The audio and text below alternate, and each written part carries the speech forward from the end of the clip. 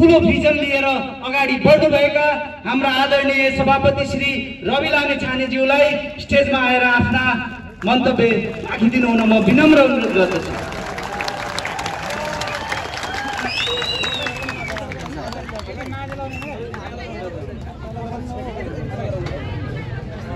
दाङको यस भेलामा आँखाले भ्याए जति उपस्थित रहनुभएका सम्पूर्ण दाङवासी आमा बुवा दाजुभाइ दिदीबहिनीहरू तथा राष्ट्रिय स्वतन्त्र पार्टीको विभिन्न जिम्मेवारीमा रहेर यहाँ उपस्थित रहनुभएका साथीहरू लगायत सम्पूर्णलाई एकमुष्ट नमस्कार, जय गण्डी।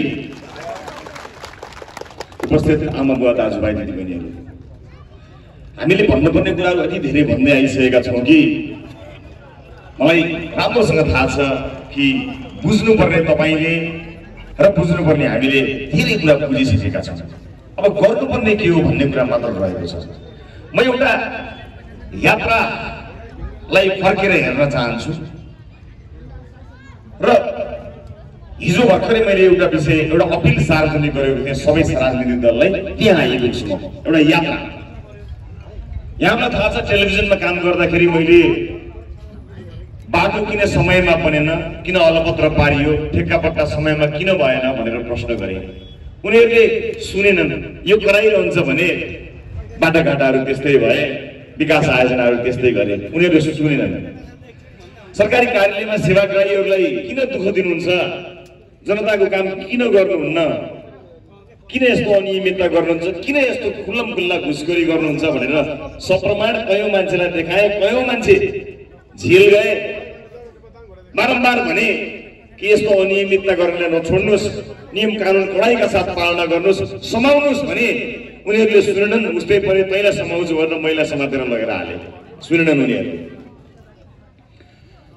मैले ठुला ठुला नेताहरूको अन्तर्वार्ता गर्ने विचार कहिले पनि गरिनँ, तर जब मैले ठुला नेताहरूको अन्तर्वार्ता गर्नुपर्छ कि भनेर विचार गरेर उनीहरूलाई बोलाउन भनेर भने ठुला नेताहरूलाई, उनीहरूले मेरो प्रश्नको जवाफ दिन उचित ठानेनन्। उनीहरू आउन मानेनन्, आएनन्। धेरै ठुला नेताहरूलाई मैले भने मसँग पनि प्रश्न छन्, सबै ठाउँमा जानुहुन्छ, मेरा प्रश्नहरू पनि जवाफ दिनुहोस् न। सामान्य त के भनौँ, अलि चुनौती जस्तो हुन्थ्यो, चुनौती त दिनै मन थियो मलाई। तैपनि मैले उहाँहरूलाई भने मेरा प्रश्नहरू छन्, आउनुहोस् न, म तपाईँलाई देखाउन चाहन्छु देशमा के भएको छ। मैले देखेको सञ्चारकर्मीका रूपमा देशका कुना काप्चामा गएर देखेको कुरा म देखाउन चाहन्छु, आउनुहोस् न भने मानेनन्। स्टुडियोतिर आएको भए सजिलो हुन्थ्यो। अब प्रश्न सोध्न म सदनमा पुगेको छु, तिनलाई एक एकलाई प्रश्न सोध्नको लागि। तिनले मानेनन्। हिजो टेलिभिजनमा आएको भए कति सजिलो हुन्थ्यो, यति धेरै मान्छे हामी आउनै पर्दैन थियो, तिनीहरू सप्रिन्थे, राम्रो हुन्थ्यो, देश राम्रो भइदिएको भए हामी पनि आफ्नो काम गरेर बस्थे। रमेश प्रसाईजी आफै मोटिभेसनल स्पिकर भएर टन्न मोटिभेट जनतालाई पनि गर्नुहुन्थ्यो, आफ्नो खातामा पनि राम्रै मोटिभेट गर्नुहुन्थ्यो, कति रमाइलो थियो उहाँलाई पनि। हाम्रो यहाँ मञ्चमा अगाडि बसेका सबै साथीहरू, केन्द्रीय सदस्य, चाहे क्रान्ति शिखा हेर्नुहोस्, विपिन हेर्नुहोस्, जो कोही हाम्रा साथ जोडिएका साथीहरू हेर्नुहोस्, सबै केही न केही काम राम्रो गरिरहेका मान्छे हुन्। कामै नपाएर होइन, कामै काम छोडेर राजनीतिमा लागेका मान्छे हो। हामी मजाले आफ्नो काम गर्थ्यौँ, म पनि आफ्नो काम गर्थेँ। 36वटा देशको इकोनोमिक एडभाइजर डाक्टर स्वर्णिम वागेलले आफूले चुनेको देशमा गएर भनेको सहरमा भनेको जागिर खाएर जिन्दगी बाँच्न सक्नुहुन्थ्यो होला। संसदमा भएका हाम्रा डाक्टर चन्दा कार्की भन्नुहोस्, सुमना श्रेष्ठ भन्नुहोस्, विराज दत्त श्रेष्ठ भन्नुहोस्, मनिष झा भन्नुहोस्, सन्तोष परियार भन्नुहोस्, हेर्नुहोस् सबै एकसितदेखि नै भन्नुभएको छ, सबै आफ्नो काम गर्थे। उनीहरूले मानेन। नमानिसकेपछि अब अहिले हामी 21 जना पुगेर सदनमा आएका छौँ। फेरि मैले हिजो त मानेनन्, अब त मान्लान् नि भनेर भन्नेवाला पनि थिएन। यत्रो जनताको नयाँ लहर आयो। सम्भवतः त्यो सदनमा सबैभन्दा बढी मत लिएर म नयाँ मान्छे गएको छु। सदनभरिको धेरै मत तपाईँले दिएर पठाएको मान्छे म त्यही छु। 5 महिनामा 21 जना सांसदहरू बोकेको पार्टी बोकेर त्यही छु। त्यति हुँदा जनताले खबरदार भन्दा सक्रिय कि भन्ने लागेको थियो। दिन दहाडे मान्छे काट्नेलाई संविधान दिवसको दिनमा आम माफी दिएर पठाए। हेर्नुहोस् है, कथा कहाँबाट सुरु भएको छ। टेलिभिजनमा भनेको मान न, गाउँपालिकामा नक्कली मरेका मान्छेको नाम बेचेर नखाउ न, मानेनन्। हुँदा आऊ न, मानेनन्। म फेरि अन्तिम चेतावनी दिँदै भन्न चाहन्छु, हिजो भर्खर यो कुरा फेरि भन्छु म तपाईँहरूलाई, हिजो सञ्चारकर्मी हुँदा त मान्नु भएन, गन्नु भएन, मलाई गन्नुपर्छ भन्ने पनि छैन, मान्नुपर्छ भन्ने पनि छैन। मान्ने भगवान् जस्ता यहाँ आम नागरिकहरू छँदैछन्, तिनले माने भने तिनले मान्नु पनि पर्दैन, मलाई जरुरी छैन। तर हामी आफू बन्न आएका होइनौँ। यो मुलुक बन्छ भने जसले बनाए पनि हुन्छ, तर नबनाएका कारणले हामी आफ्नो पेसा र व्यवसायबाट बाहिर निस्क्यौँ, बाध्य भयौँ हामी। यही 4 लेनको बाटो हेर्नुहोस् त, कति मान्छेको ज्यान गइसक्यो बनाउने भनेको। त्यही 4 लेन देखाउने, भाषण ठोक्ने, खाने लाज छैन उनीहरूलाई। यो दुनियाँमा मान्छे चन्द्रमामा कति फन्को लाएर हिँडिसक्यो, पृथ्वीका कयौं ठाउँहरूमा पुगिसके, धरतीको विकास सकिएर आकाशको विकासतिर मान्छेले हेर्न थालिसके। एउटा बाटो 4 लेनको बनाउनको निमित्त मान्छेले कति ज्यान गुमाउनु पर्ने, कति भाषण सुन्नु पर्ने, कति मान्छे पाल्नु पर्ने, कति ठेकदार पाल्नु पर्ने, कति तिगडम गर्नुपर्ने, हामीले कतिचोटि मर्नु पर्ने, कतिचोटि कराउनु पर्ने, अनि नयाँ दल खोलेर फेरि अर्को नयाँ समाचार पढ्दै गरेका मान्छेहरूलाई बोकेर फेरि आउनु पर्ने। फेरि पनि म अन्तिम भन्छु, यो 4 वर्ष मिल्नु सबै दल एकातिर, हामी एकातिर। किन अस्ति मिलेकै हो तपाईँ? सूर्यले उसलाई भोट हाल्न, उसले उसलाई भोट हाल्न, रुख भन्छ हँसिया दौडलाई भोट हाल्न, सूर्य भन्छ हल्ला भोट हाल्न, हलो भन्छ सूर्यलाई भोट हाल्न। हामीले घन्टीमा बाहेक कसैलाई भोट हाल्न भनेका पनि छैन, भन्नेवाला पनि छैन। आफ्नो दल, आफ्नो एजेन्डा, आफ्नो उम्मेदवार मिलेमतो गरेर जुवा हो त्यो, मिलेमतो गर्दैनौँ हामी। फेरि म अन्तिम पटक भन्दैछु, मिसन 84 रे उनीहरूको के को मिसन 84? मिसन 80 छ त, आजै गर्नुहोस् न, सकिँदैन र अहिले। त्यो छोडेको मान्छेलाई फुलमाला होइन हतकडी लगाउनुपर्छ। ज्यान मार्ने मान्छेलाई फुलमाला लाग्छ, हामी किन लाउने फुलमाला? नलाइदिनुहोस् मलाई फुलमाला, कि त्यसलाई लाउनुहोस् कि मलाई लाउनुहोस्, दुइटैलाई त पाइँदैन। त्यो माला पनि कन्फ्युज हुन्छ, म कसो गलामा छु भनेर।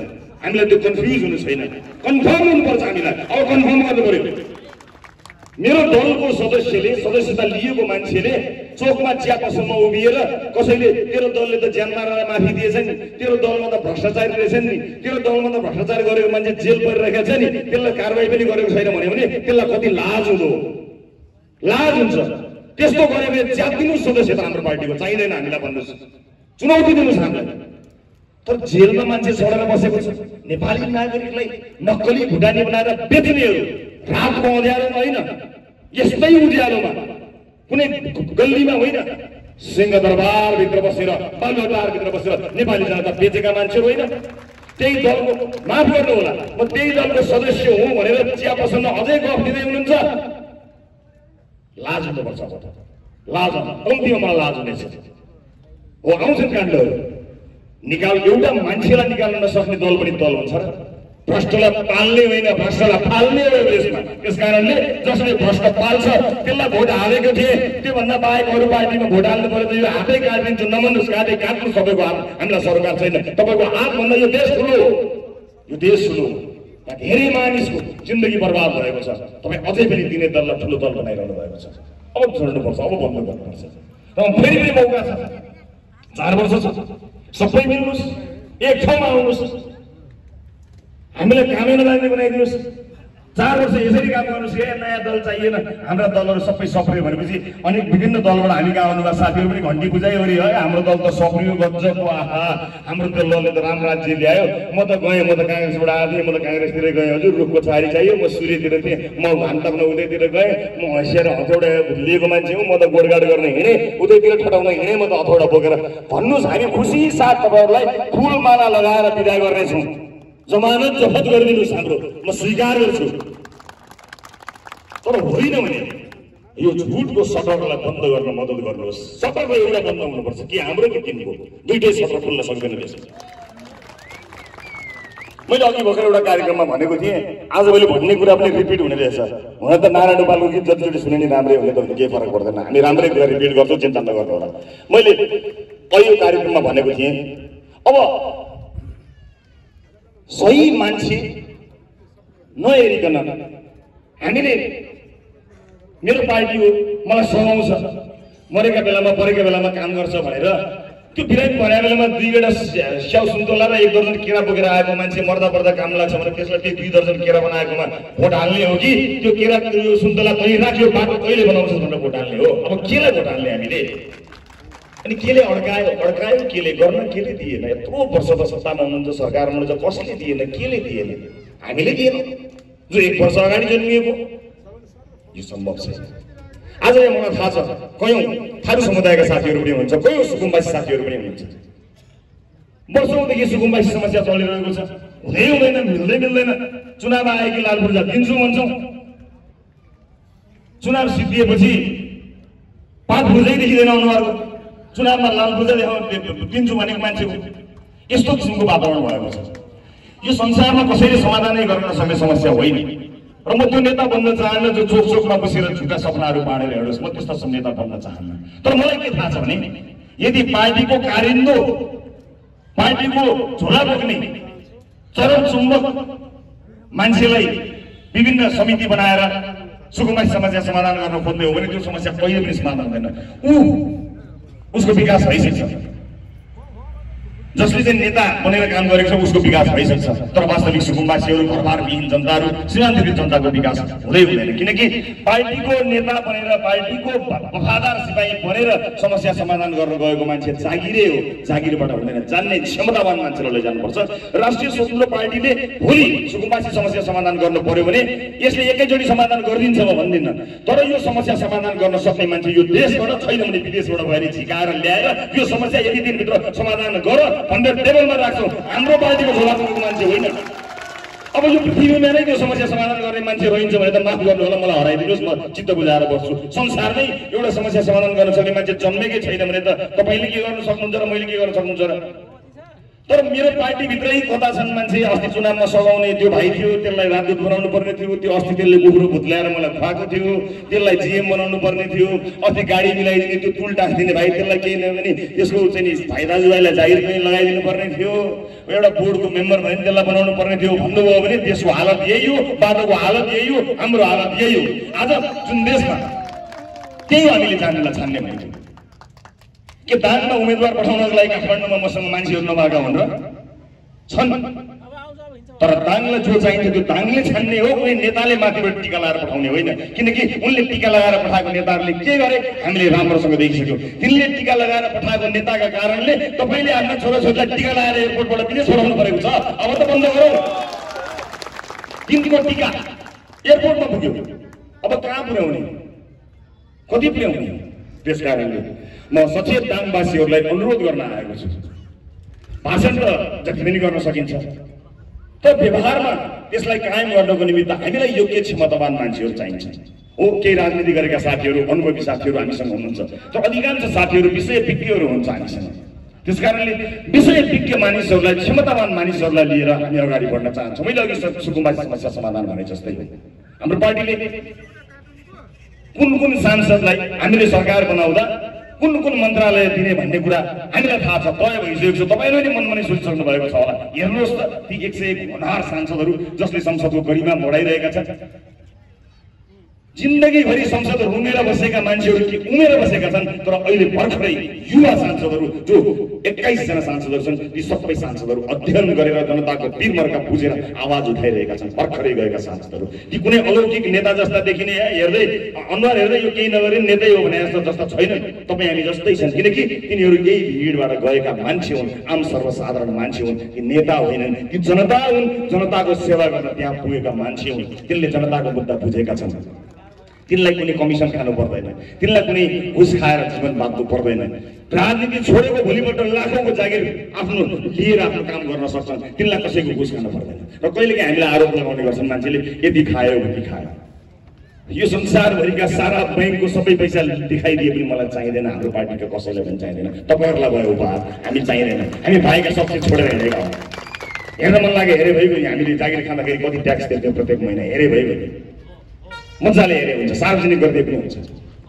र मैले पार्टीको केन्द्रीय सांसदहरूले त गर्नै हुन्छ, केन्द्रीय सदस्यहरूलाई अस्ति पनि भनेको छु कि तपाईँहरू सबैको सार्वजनिक, तपाईँहरू सबैको सम्पत्ति विवरण मलाई खामबन्दी गरेर सिलबन्दी गरेर मलाई दिनुहोस्, म मेरो ड्रयरमा राख्छु। तपाईँलाई आरोप लागेको दिन जनतालाई सार्वजनिक गरिदिन्छु, मलाई मेरो ड्रयरमा बुझाउनुहोस् भनेर अस्ति भर्खरै मैले बताएको छु। यो देश विकास हुन नसक्ने देश होइन। र मैले अघि भन्दै थिएँ, अघि कार्यक्रममा भन्नेको कुरा, आज हामी आफू र आफ्ना छोराछोरी आफन्तलाई जुन देश पठाउने सपना देखिरहेका छौँ, त्यो देश कसरी त्यस्तो भयो होला भन्ने कुरा पनि त हामीले हेर्नु पर्ला नि। त्यो देश हाम्रो समाजमा जस्तो एकपटक छतमा एउटा पार्टीको झन्डा गाडिसकेपछि जिन्दगीभरि त्यो झन्डै नउकाल्ने, मनमा गाडिसकेपछि नउठाउने मान्छेहरू भइदिएको भए त्यो देश हामी जस्तै हरितन्डन देश हुन्थ्यो। उनीहरूले आफूलाई सचेत नागरिक बनाए, दलको दास बनाए। चाहे मेरै दल होस्, चाहे अरू कसैको दल होस्, दलको दास नबन्नु होला, जनता बन्नुहोस्, शक्तिशाली जनता बन्नुहोस्, नेता छानी छानी भोट हाल्न सक्ने शक्तिशाली जनता बन्नुहोस्। त्यही हो हाम्रो शक्ति। छानेर दसैँमा खसी छाने जस्तो नेता छानेर भोट हाल्ने, किन दास बन्ने? न हाम्रो पार्टीको न कुनै पनि पार्टीको। एकपटक हामीले यो गर्नै पर्ने हुन्छ, एकपटक हामीले प्रयास गर्नै पर्ने हुन्छ। चुनावको बेलामा पनि म यहाँ नआएको होइन, आएको थिएँ, धेरै पटक आउनु पाइनँ, धेरै समय बिताउनु पाइनँ। त्यतिखेर भन्दाखेरि कसैले एकपटक तपाईँहरूलाई यसो हेरौँ न त भनेर तपाईँहरूलाई केहीलाई चाहिँ प्रत्यक्ष कसैले विश्वास गरेर दिनुभयो, कतिले समानुपातिकमा दिनुभयो, भोट बाँडियो। अलिअलि हामीलाई दिए जस्तो अनि पुरानो पार्टीलाई नि किन चित्त दुखाउनु भनेर दिए जस्तो गर्नुभयो। र मैले त्यतिखेर सोधेको थिएँ, यो अलिअलि गर्दै भोट दिनुहुन्छ भने के तपाईँलाई यो भ्रष्टाचार अलिअलि गर्दै मात्र नियन्त्रण होस् भन्ने लागेको, एकैचोटि ढ्याङ ढुङ्गे बन्द होस् भन्ने लाग्यो हो? ढ्याङ ढुङ्गे बन्द लाग्यो त ढ्याङ ढुङ्गे घन्टीमा हाल्नु पर्यो होइन? बाँकी रहिरहोस्, यो वर्ष अलिकति 1-2 लाख रुपियाँ भ्रष्टाचार कम होस्, त्यसपछि 1-2 करोड रुपियाँ घटोस्, त्यसपछि अलिअलि काङ्ग्रेसले पनि बिस्तारा खाओस्, एमालेलाई पनि किन छोड्नु बिचरा, माओवादी 35 सिटमा आइपुग्यो, अरूचोटि के हो त्यसले नै बाँकी खाओस्, बाँकी रहेको तिमीहरूलाई दिन्छु भन्न खोजेको हो भने बाँडेर भोट हाल्नुहोस्। सबैलाई बढार्ने हो भने सबै भोट घन्टीमा चाहिन्छ। त्यतिखेर समय थिएन, सोच्नु पनि भ्याउनु भएन होला। अब समय छैन भन्न पाउनुहुन्न, न ती नेताहरूले भन्न पाउँछन्, न तपाईँ आम सर्वसाधारणले भन्नुहुन्छ। हिजो नेताहरूले चुनौती दिए जस्तै म आम मतदातालाई पनि चुनौतीका साथ भन्न चाहन्छु, अब सोच्नुहोस् तिनलाई पाल्ने कि फाल्ने, तपाईँ सोच्नुहोस्, फाल्नुहोस् या पाल्नुहोस्। हामीलाई पनि यही लागु हुन्छ, हामी काम छैनौँ भन्ने जस्तो लाग्छ भने फाल्नुहोस्, केही फरक पर्दैन। तिनलाई त तपाईँलाई बेच्नका लागि बिपी छन्, मदन छन्, काण्डहरू छन्। हाम्रो के छ, हामीले त काम गरेर देखाएन भने आफै फालिन्छौँ। हामीसँग छैन केही पनि, हाम्रो झन् सिद्धान्त पनि छैन, विचार पनि छैनन् भन्छ। त्यस्तो विचार र सिद्धान्त के काम? नेपाली जनतालाई नक्कली भुटानी बनाएर बेच्ने सिद्धान्त हामीलाई चाहिएको पनि छैन, कहिले नहोस्। यो पार्टीमा त्यस्ता सिद्धान्तको कुनै काम पनि छैन।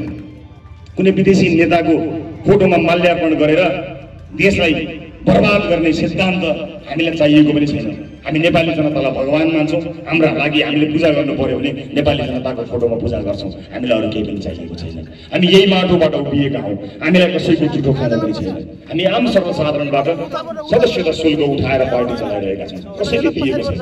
कुनामा बसेर आरोप लाउने मान्छे मेरो अगाडि आओस् न, त्यसको टिकट होटेल कहाँ कुन देशमा बस्छ व्यवस्था म पार्टीबाट गरिदिन्छु, 5 तारे होटेलमा राख्छु, मलाई आम्ने सामने लाइभ ब्रोडकास्टमा आएर भन्न सकोस् कि तैँले यहाँबाट यति खाइस्, त्यहाँबाट यति लिइस् भन्न सकोस्, भन्न सकोस्। चुनौती टेलिभिजनमा हिजो पनि भनेको थिएँ, म छोड्दैछु, कसैको छ भने आऊ है भनेर हिजो पनि चुनौती दिएको हुँ। चुनौती स्याल जसरी होइन, बाघ जसरी हो, र बाघले घाँस खाँदैन।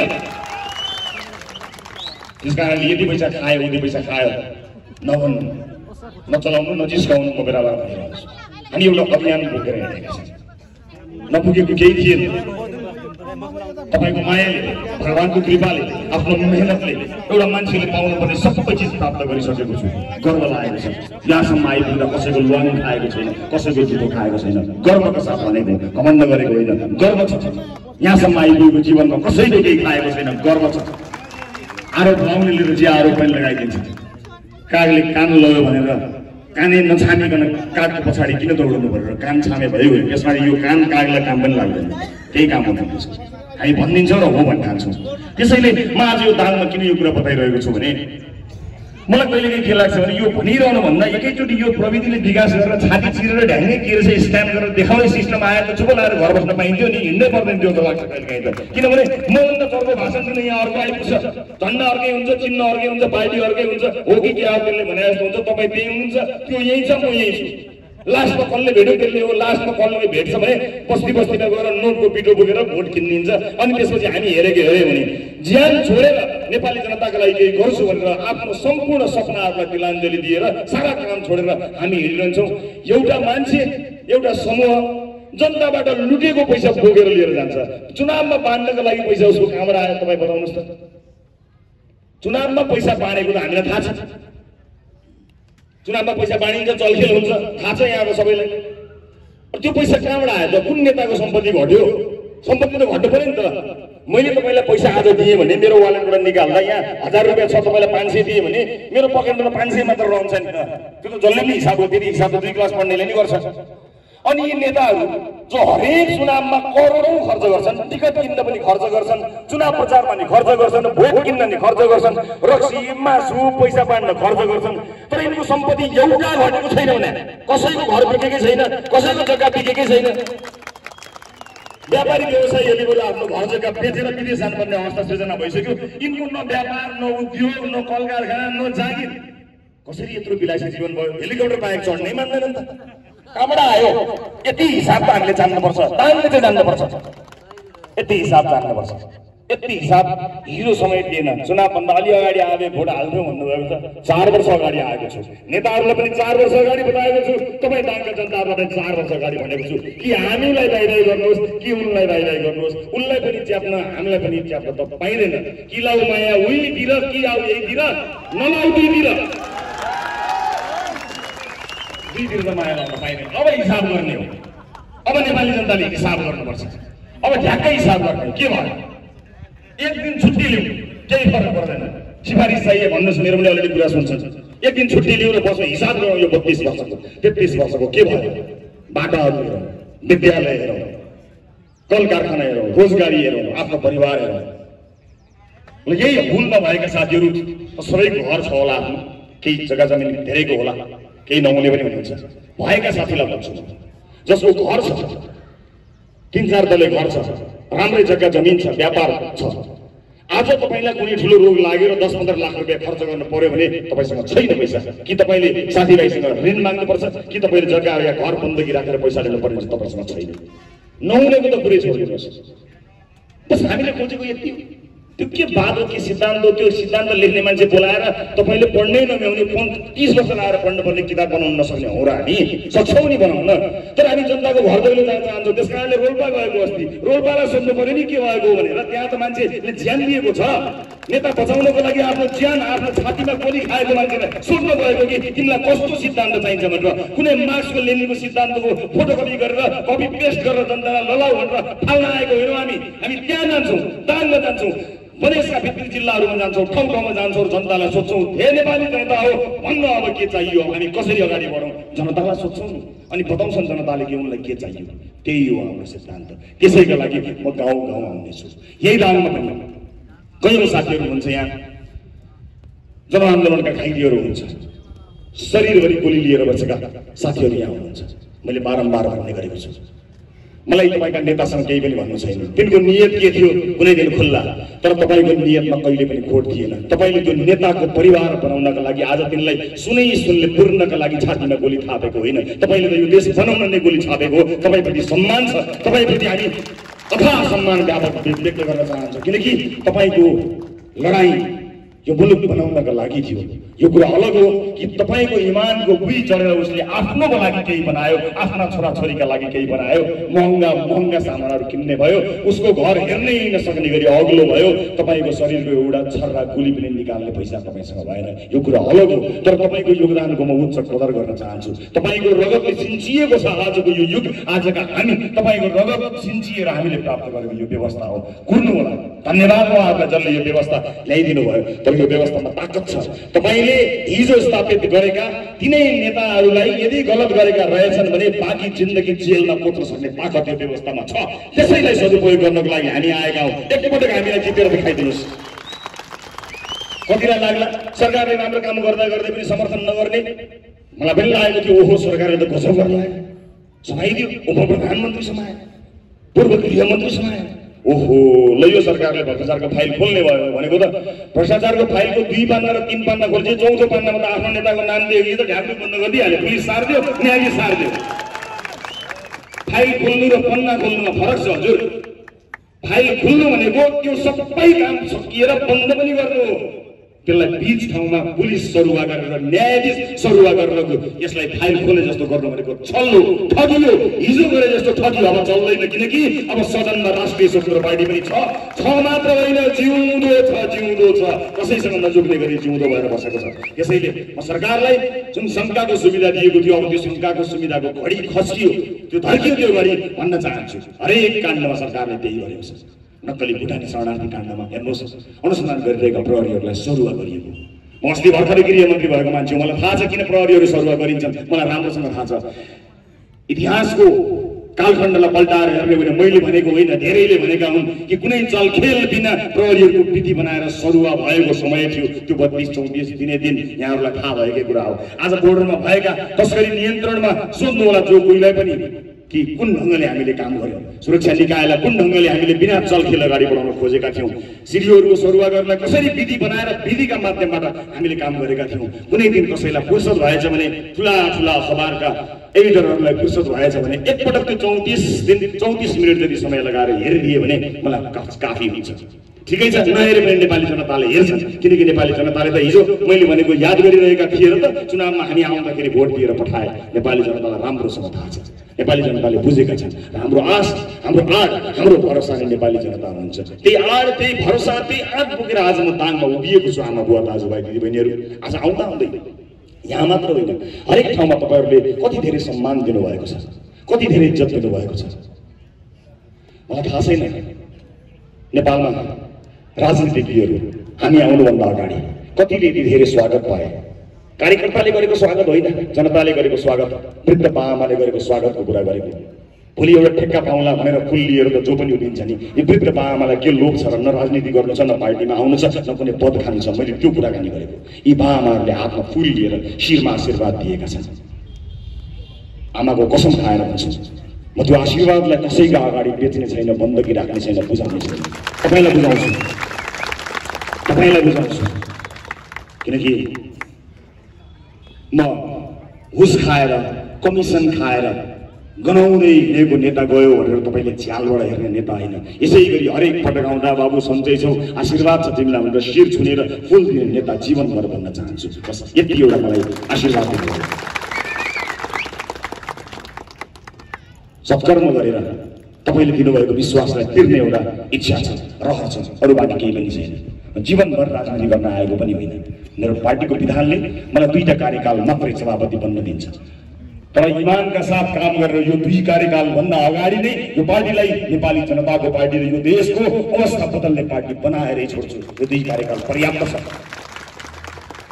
काम गर्नका लागि राजगान चुइन्जेलसम्म राजनीति गर्नु पर्दैन। इमानदारिताका साथ मैले पाउने मेरो 2 कार्यकालको एक सेकेन्ड सदुपयोग गर्नेछु। घरि रोल्पा पुग्छु, घरि सिन्धुपाल्चोक पुग्छु, घरि रौगढ पुग्छु, घरि विभिन्न ठाउँमा पुग्छु, घरि दाङ आउँछु। आफ्नो जीवनकालभरि, राजनीतिक जीवनकालभरि सक्रिय ढङ्गले इमानदारीपूर्वक काम गर्नेछु। इमानदार आफू मात्र होइन, आफ्ना साथीहरूलाई पनि इमानदार बनाएर लिएर जानेछु। जिम्मेवारी लिन्छु। कुनै साथीलाई खबरदारी भनेको छु, कसैले कुनै लोभ र लालचमा नपर्नु होला। यो राजनीति नेपाली जनताले आशा र भरोसा गरेर गरेको राजनीति हो। तिमीलाई मन्त्री बनाउन, तिमीलाई कुनै पदमा पुर्याउनको लागि गरेका होइनौ। विचलित नहुनु है साथीहरू भनेर भनेको छु। तर यहाँहरूलाई थाहा छ, हाम्रो पार्टीमा आएका नेताहरू, हाम्रो पार्टीमा जोडिएका साथीहरू हामीले जन्माएको, पढाएको, हुर्काएको, बढाएको मान्छे होइन। जन्मेर, पढेर, हुर्केर, पढेर हामी कहाँ आइपुगेका हौँ। जन्मेर, हुर्केर, पढेर, पढेर यहाँसम्म आउँदा को भ्रष्ट भयो, कसको मनमा कालो छ मलाई थाहा हुने कुरा होइन। तर जुन दिन कालो छ भन्ने छनक मात्र पाउँछु, 9 डाँडा कटाउने ताकत चाहिँ मसँग छ। त्यति नै म तपाईँलाई भन्न चाहन्छु।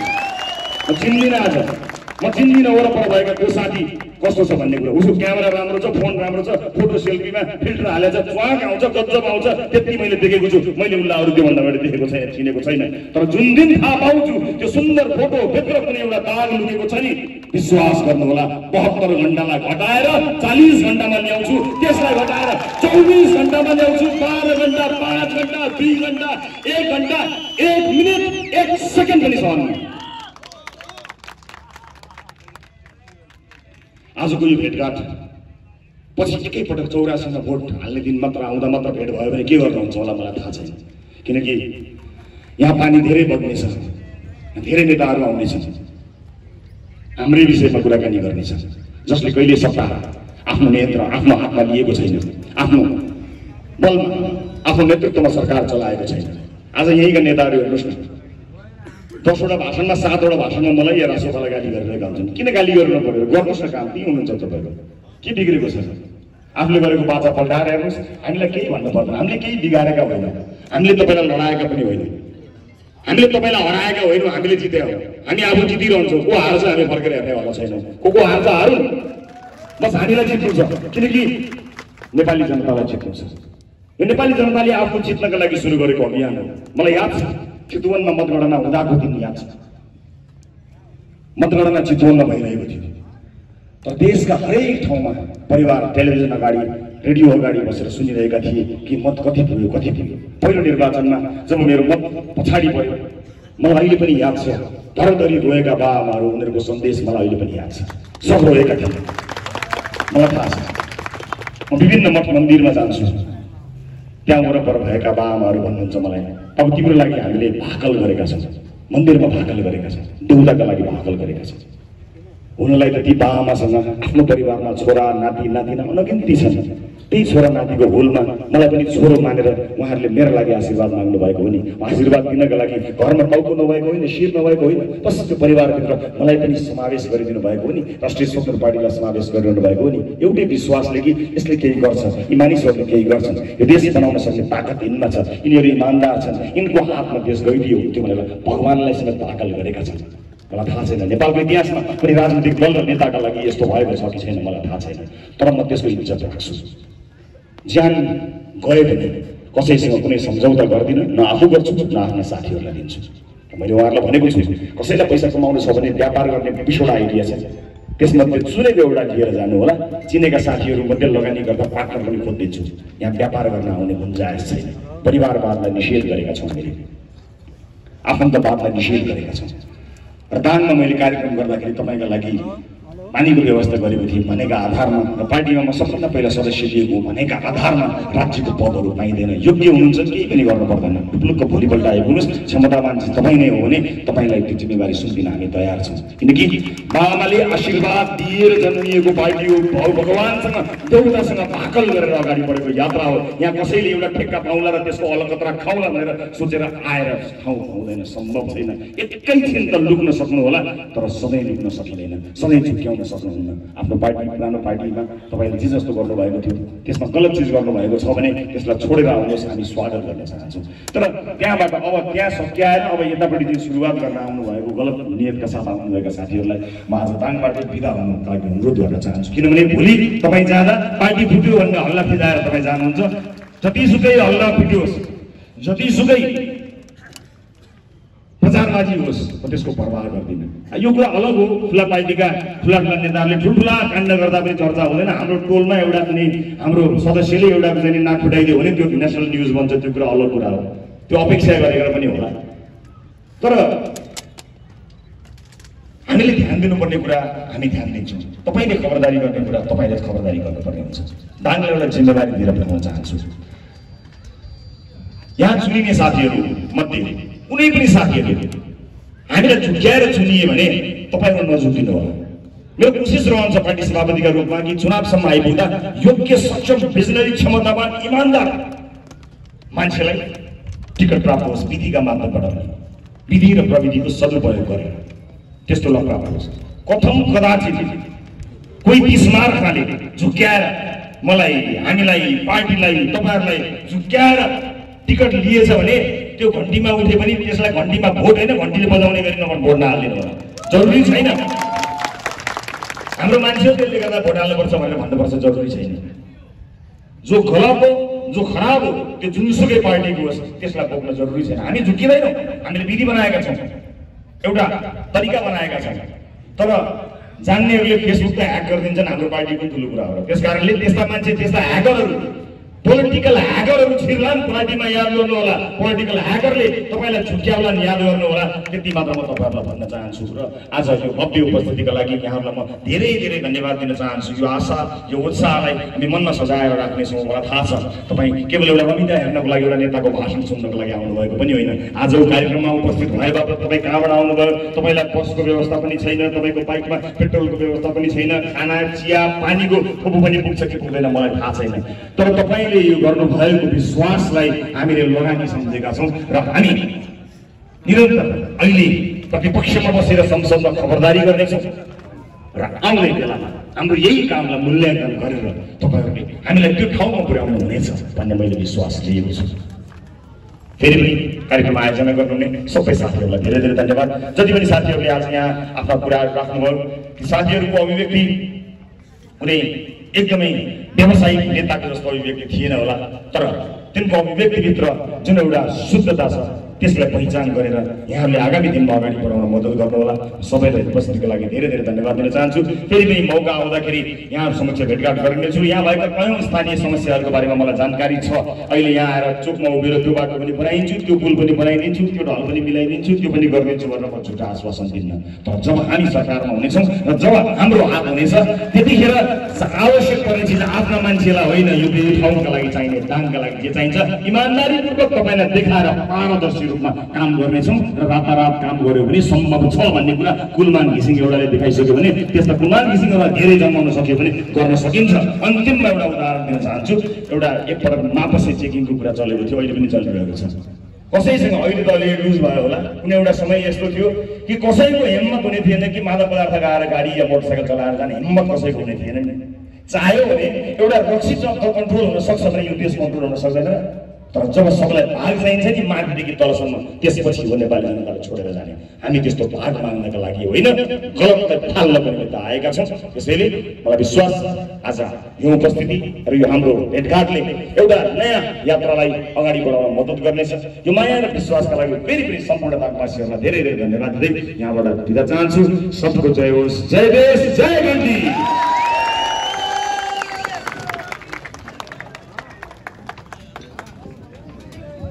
धन्यवाद आदरणीय सभापति श्री रवि लामी छानेज्यू।